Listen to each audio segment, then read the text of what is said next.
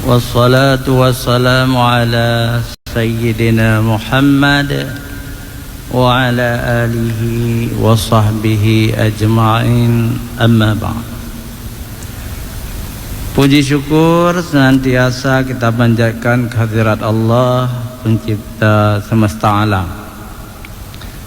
Selawat teriring salam kepada junjungan kita Nabi besar Muhammad sallallahu alaihi wasallam beserta keluarga dan sahabat beliau sekalian. Penghormatan kami kepada guru-guru kami yang hadir di subuh yang mulia ini, tamu-tamu jamaah yang datang dari luar kota, dari Medan, Jakarta, Bandung, Malaysia, dan lain-lain. Mudah-mudahan berada di Aceh seperti berada di kota sendiri. Juga penghormatan kita semua kepada para pendengar radio di seluruh Aceh. Alhamdulillah banyak sekali yang mendengar radio. Saya ada yang SMS dari Takengon, Kamarudin. Beliau juga pengurus sebuah masjid. Ceramah ini dipancarkan di masjidnya sehingga didengar oleh orang-orang sekitar masjid tersebut. Juga penghormatan kita kepada saudara-saudara kita yang sakit di rumah sakit. Juga rupanya di rumah sakit banyak sekali membawa radio, mendengar ceramah.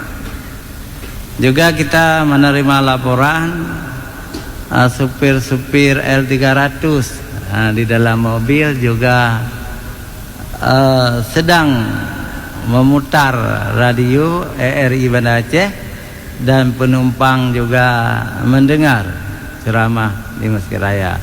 Jadi alhamdulillah, semua ini adalah kebaikan dan akan mendapat pahala dari Allah Subhanahu wa taala.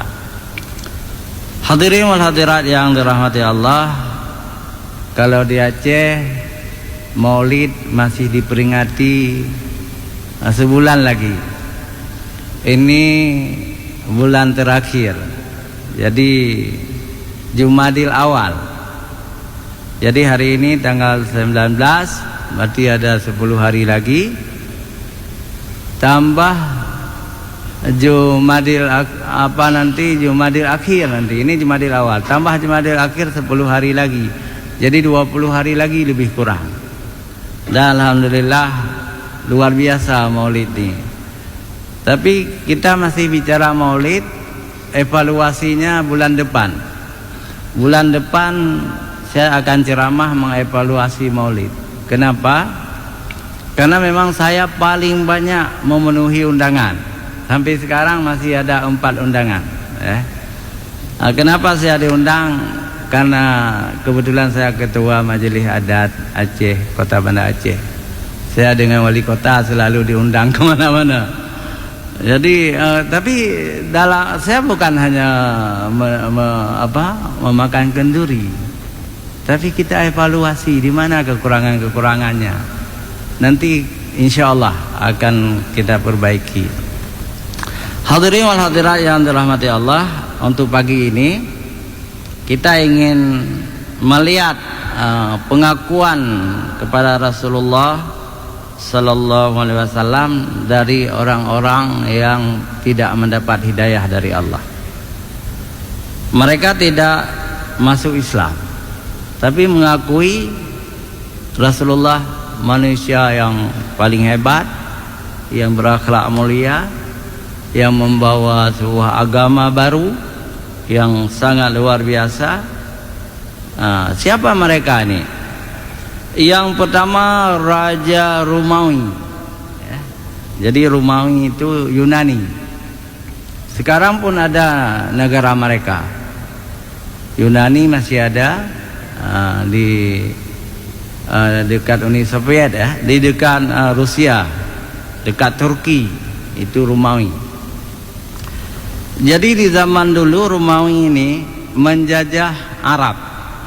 Yang dijajah itu Mesir, Suriah, Palestina, ya. Itu sezaman dengan Rasulullah. Sezaman dengan Rasulullah. Rajanya namanya Heraklius. Bahasa Arabnya Herakla. Heraklius namanya. Jadi Heraklius itu ada di negeri Syam. Heraklius mendengar bahwa di negeri Syam ada tokoh-tokoh Mekah, orang-orang kafir Mekah yang berniaga ke negeri Syam.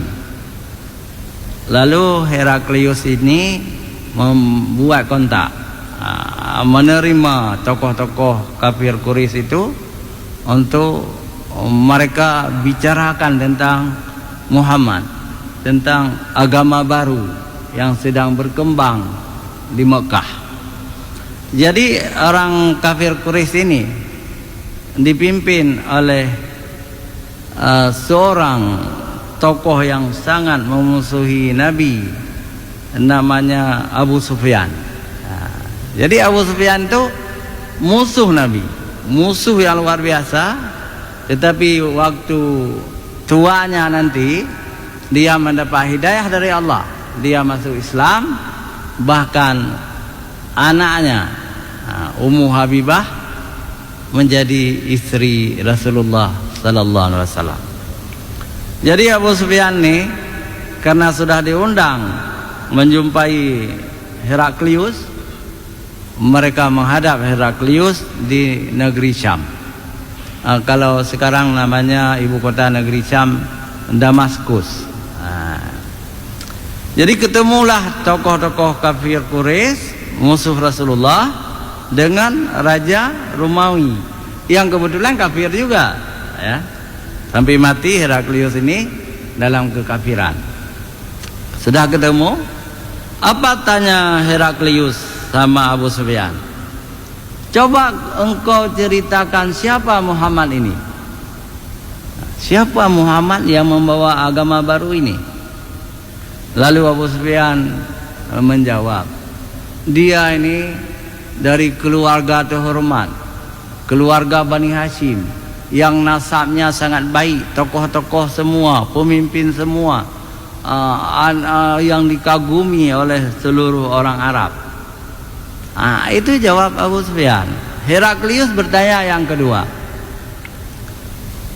kalau keturunannya sangat bagus, tapi saya tanya kedua, apakah di antara keturunannya, nenek-nenek moyangnya, apakah pernah jadi raja?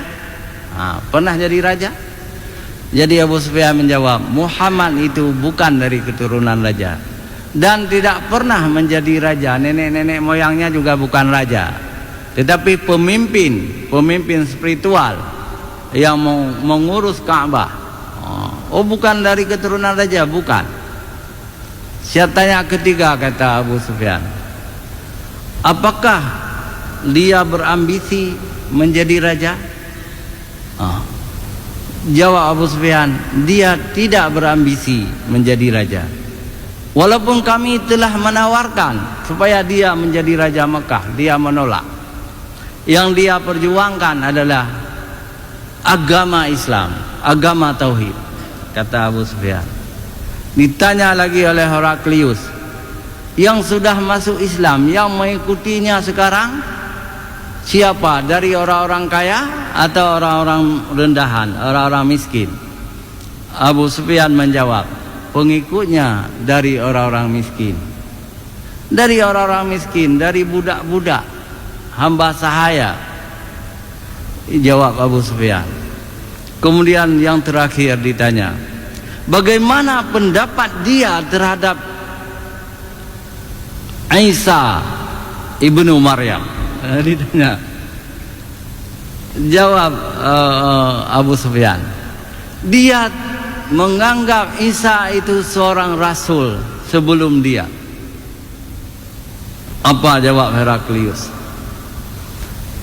Kalau begitu Muhammad itu, kalau begitu yang engkau gambarkan Muhammad itu, nanti di bawah kekuasaan saya ini semua akan menjadi pengikutnya. Kerajaan saya akan menjadi kerajaannya. Itu kata Heraklius. Dan apa yang diramalkan oleh Heraklius terbukti. Dia menguasai Konstantinopel dulu. Direbut oleh orang Islam, sekarang menjadi negara Islam di Turki yang diberi nama Istanbul. Itu bagian dari kerajaan Heraklius dulu. Sekarang Islam. Suriah semuanya Islam. Palestina Islam. Mesir Islam. Jadi apa yang diramalkan oleh Heraklius terbukti sekarang. Semua Islam. Ini pengakuan dari seorang raja Yunani, Heraklius, tapi dia mati kafir. Tidak masuk Islam. Walaupun dia yakin sekali bahwa Muhammad itu seorang rasul terakhir. Pengakuan yang kedua dari Muqawqis. Muqawqis ini raja Mesir yang di zaman Rasulullah. Rasulullah mengirim surat kepada Muqawqis. Isinya, wahai raja Mesir, Muqawqis, ini datang dari Muhammad Rasulullah bin Abdullah. Masuklah kamu ke dalam Islam supaya kerajaan kamu selamat dan engkau akan masuk surga kalau meninggal dunia. Ini surat Rasulullah kepada Muqawqis, raja Mesir. Kemudian raja Mesir mengumpulkan semua menteri-menterinya, dikabarkan, saya menerima surat dari Muhammad di Mekah, saya diajak masuk Islam, agama baru, dan kalian juga diajak, semua kita masuk Islam, karena itulah agama tauhid. Bagaimana pendapat kalian? Jawab menteri-menteri Muqawqis, daulat tuanku, kami tetap dengan agama kami. Kalau engkau daulat tuanku masuk Islam, hari ini juga kami akan memakzulkan tuanku. Artinya menurunkan dari tahta. Kami tidak mengakui lagi engkau raja kami. Akhirnya Muqawqis mempertimbangkan antara cinta jabatan dan agama. Dia memutuskan tidak masuk Islam, dan dia mengirim oleh-oleh kepada Rasulullah sallallahu alaihi wasallam berupa unta, 2 perempuan, 1 laki-laki, 3 orang sebagai hadiah, dan pakaian-pakaian dan hadiah-hadiah lain. Rasulullah menerima semua kiriman dari Muqawqis, tetapi Rasulullah bersabda, celaka dia. Apa makna celaka? Dia tidak mau masuk Islam, mati kafir, masuk neraka, kan itu. Dan itu yang terjadi kemudian. Muqawqis tidak masuk Islam. Tetapi Rasulullah tidak mendoakan lebih dari itu. Kalau Rasulullah berdoa supaya dia dihancurkan oleh Allah, kerajaannya hancur, juga dikabulkan oleh Allah. Seperti Rasulullah berdoa kepada Kisra Persia. Kisra Persia, Iran, merobek-robek surat Rasulullah. Akhirnya Persia hancur, dijajah oleh bangsa lain, dan Kisra itu kerajaan itu juga bubar. Hadirin wal hadirat yang ketiga sekarang, seorang kafir yang luar biasa ini, saudaranya Abu Jahal, satu kakek mereka itu, namanya Walid bin Mughirah. Ini sepupu Abu Jahal. Walid bin Mughirah ini dari Bani Umayyah, bukan dari Bani Hashim, dari Bani Umayyah. Walid bin Mughirah ini kafir betul-betul, tidak mau masuk Islam, tapi membenarkan Rasulullah. Jadi hidayah itu dari Allah. Taufik dan hidayah itu dari Allah. Kalau Allah tidak memberikan kepada kita, kita tidak punya hidayah. Jadi maka dalam beragama kita perlu ihsan, perlu niat kita yang tulus, ya. Beragama kepada Allah jangan pura-pura, harus serius dalam beragama. Karena Allah, kalau kita tidak ikhlas, Allah nanti mengambil kembali taufik dan hidayah. Betapa banyak orang-orang Indonesia, ya, yang masuk Kristen, nanti bosan di Kristen, masuk Islam lagi. Jadi masuk Islam, keluar dari Islam, masuk Kristen. Itulah kerjanya orang-orang di Jakarta sekarang. Kadang-kadang ingin kawin dengan orang Islam, dia juga masuk Islam. Begitu juga bintang-bintang sinetron tuh, bintang-bintang film itu, agamanya bertukar-tukar. Itu orang yang dibenci Allah. Ada juga dosen-dosen, ya. Saifuddin Ibrahim itu dosen di Universitas Muhammadiyah. Hebat dia, S2-nya, tapi pendeta sekarang, pendeta Kristen. Banyak orang seperti itu. Itu yang kita takuti. Maka kita selalu meminta kepada Allah, sabbit qalbi ala dinika wa ala ta'atik, subhanaka inni kuntu minadh dhalimin. Kita minta kepada Allah supaya kita ditetapkan dalam hati kita dengan agama ini, taat kita dengan agama ini. Jadi tidak setengah-setengah beragama, harus serius betul. Inilah yang menimpa Walid bin Mughirah.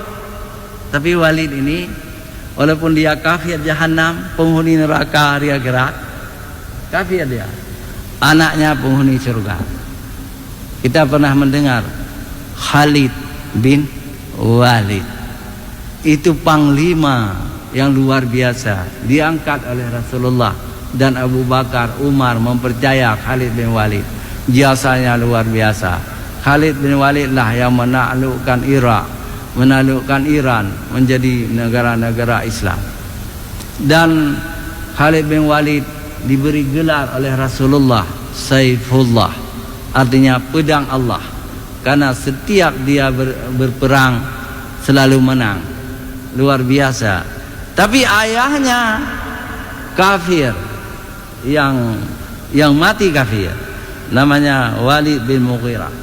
Dia kadang-kadang, kan zaman itu belum ada listrik, tengah malam dia bangun, dia mengindap-ngindap menuju rumah Arkam bin Arkam, karena di situ Rasulullah sedang mengajarkan sahabat-sahabatnya yang masuk Islam.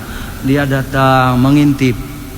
Rasulullah mengatakan, sudah turun ayat baru, kalian harus hafal. Ayat Quran turun. Jadi juga masuk dalam hati Walid bin Mughirah ini.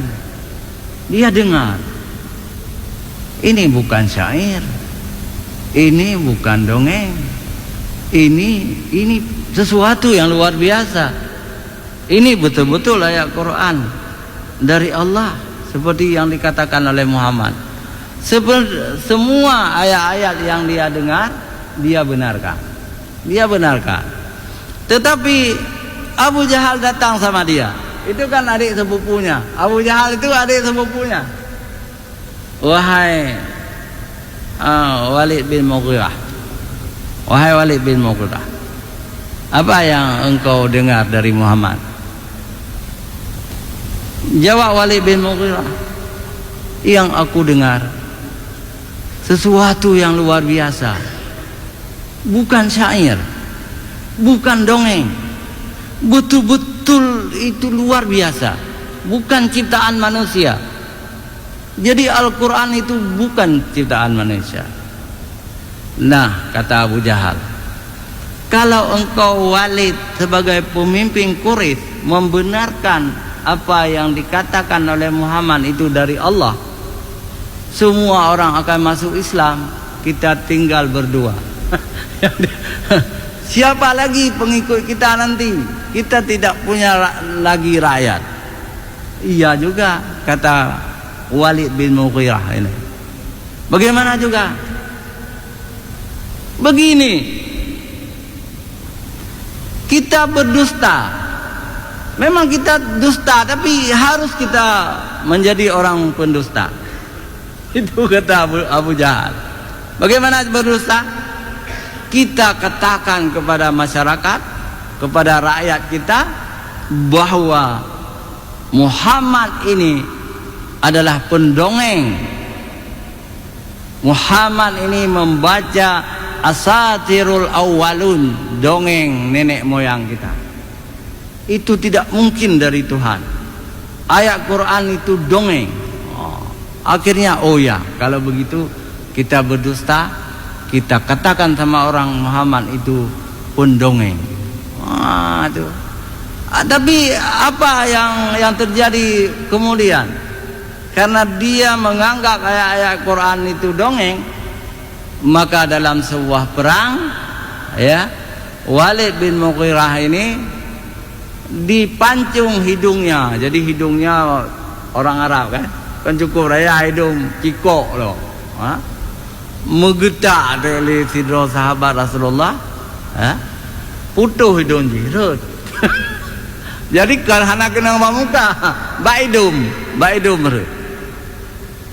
rot hidung ji, rot hidung ji, tidak sembuh lagi, tidak sembuh, bau luar biasa, sudah jadi kanker, dan kemudian dia mati. Maka dalam Al-Quran diabadikan asatirul diabadikan dalam Quran, dia itu orang yang beralainya. Jadi hidung itu beralai, ya, beralainya dipotong. Di dunia saja sudah diberi tanda di hidungnya, apalagi di akhirat nanti.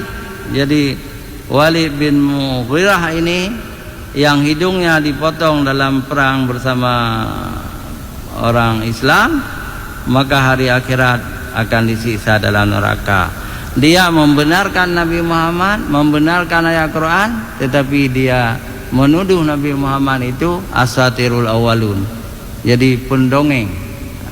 Itu tiga kafir ini mengakui Muhammad sebagai Rasulullah. Ini yang menarik. Kemudian kafir modern. Ini tiga orang juga kita perkenalkan. Di barat itu ada istilahnya orientalis. Orientalis itu orang kafir tidak mau masuk Islam, tetapi orientalis ini ahli agama, ahli Islam. Jadi orientalis itu artinya ahli ketimuran.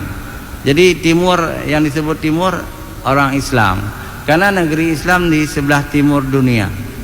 Sebelah baratnya orang-orang kafir, orang Kristen, Amerika, Inggris, Perancis, benua Eropa kan Kristen. Islam di benua Asia. Maka kita disebut timur. Jadi orientalis, ahli timur. Yang pertama kita ambil seorang pujangga Rusia, Tolstoy namanya. Dia ini pengarang paling terkenal di abad 19. Tolstoy ini sangat terkenal di abad ke-19 yang lalu.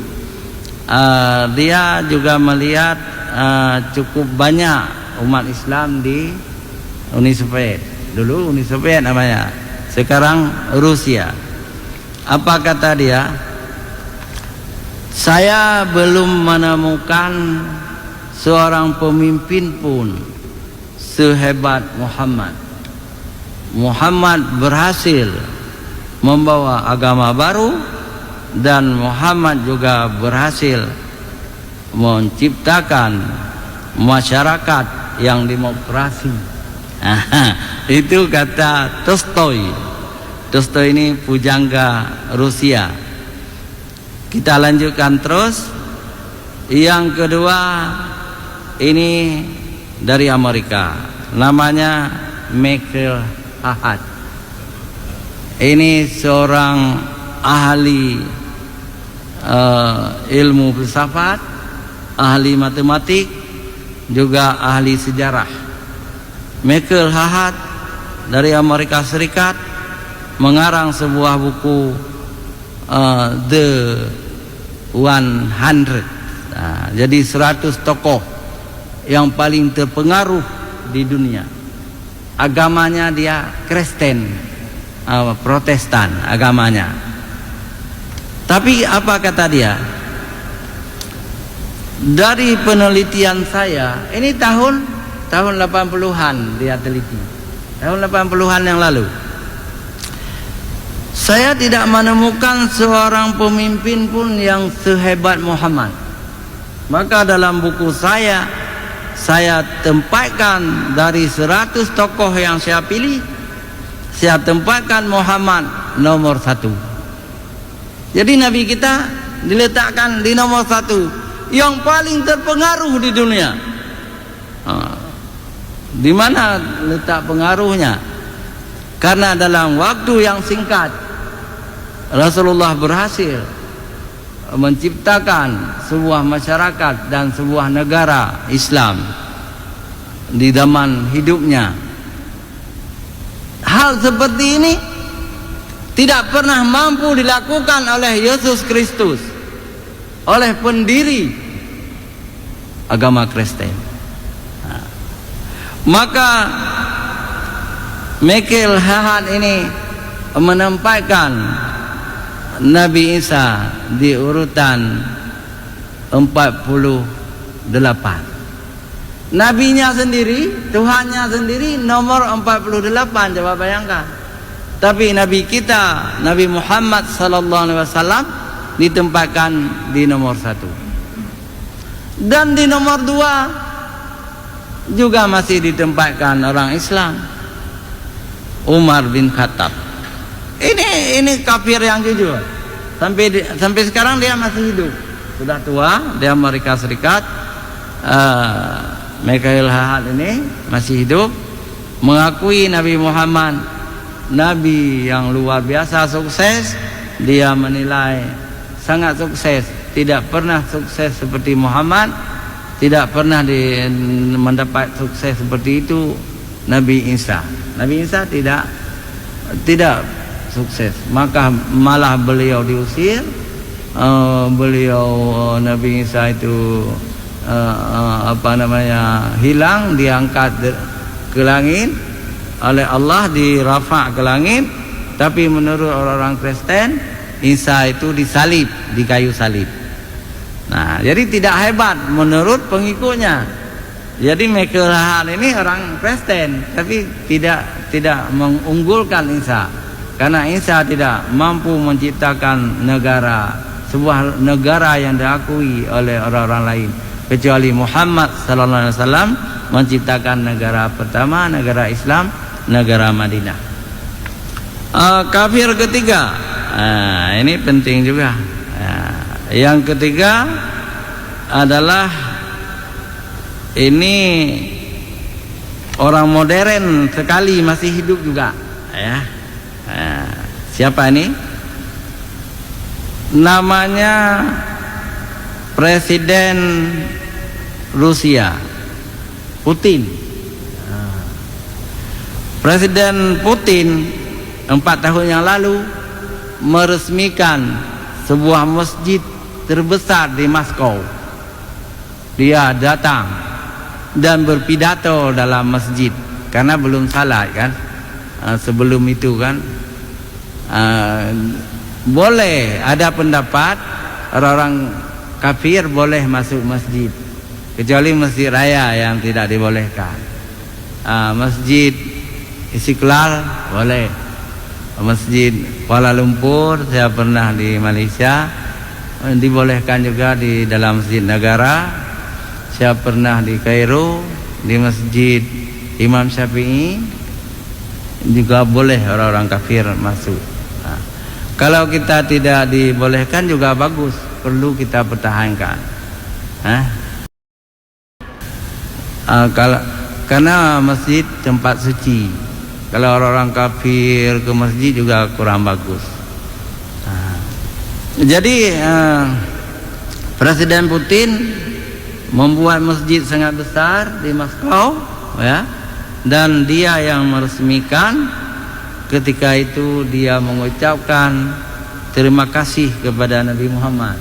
Ya. Apa kata Putin? Ini katanya dalam bahasa Rusia. Saya ambil terjemahnya dalam sebuah buku yang berjudul Muhammad Rasulullah. Kata Putin, wahai Nabi yang di Mekah. Padahal Madinah, Nabi kan kuburannya di Madinah, tapi Putin menyebut Mekah, enggak salah juga. Kami berterima kasih kepada ajaranmu. Dengan ajaranmu yang indah itu, maksudnya agama Islam, bangsa kami menjadi bangsa termasyhur di dunia, diakui oleh orang-orang dunia bahwa kami super power. Jadi Putin nih, dia agamanya enggak jelas, mungkin komunis dia, tapi asal usulnya dia Kristen. Tapi kemudian jadi komunis. Dia mengucapkan terima kasih kepada Nabi Muhammad bahwa ajaran Nabi Muhammad telah membuat negaranya terkenal di dunia. Ini maksudnya. Dan yang terakhir kita kutip, ya, dari seorang Kristen juga, tapi pernah hidup di Indonesia, Presiden Amerika, namanya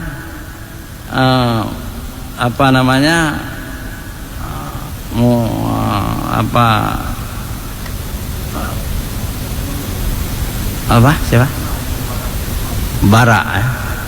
Barack Obama. Dia sangat dekat memang dengan orang-orang Islam.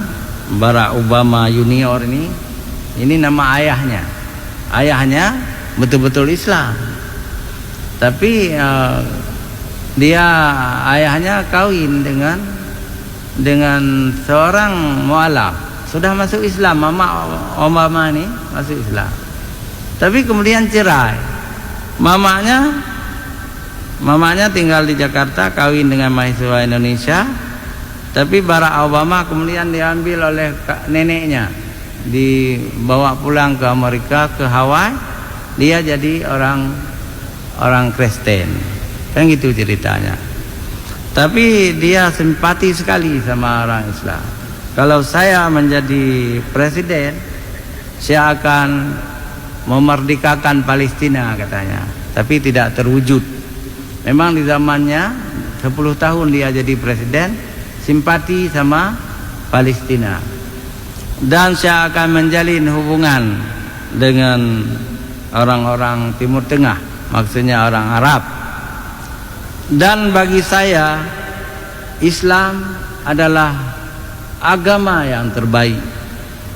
Dan bagi Amerika, Islam telah berutang budi dengan ajaran-ajaran spiritualnya dan dengan akhlak Nabi Muhammad SAW. Sampai sekarang Amerika menjadi teladan di dunia ini. Terima kasih Nabi Muhammad. Itu kata Barack Obama. Ya. Hadirin wal hadirat yang dirahmati Allah, ini dari manusia kafir. Kalau kita yang muslim, kita tidak ragu lagi. Kita tempatkan Nabi Muhammad sebagai suri teladan, sebagai orang yang sangat kita junjung tinggi, dan kita juga mengetahui Muhammad adalah makhluk Allah yang paling baik di dunia dan di akhirat. Dan beruntunglah bagi kita yang menjadikan Muhammad sebagai teladan kita, insyaallah. Akhirnya kita berselawat kepada Rasulullah. Allahumma salli ala Muhammad wa ala alihi wa sahbihi wa sallam. Allahumma salli ala Sayyidina Muhammad wa ala alihi wa sahbihi wa sallim. Allahumma salli ala Sayyidina Muhammad wa ala alihi wa sahbihi ajma'in. Hanya sampai di sini. Billahi taufiq wal hidayah. Wassalamualaikum warahmatullahi wabarakatuh.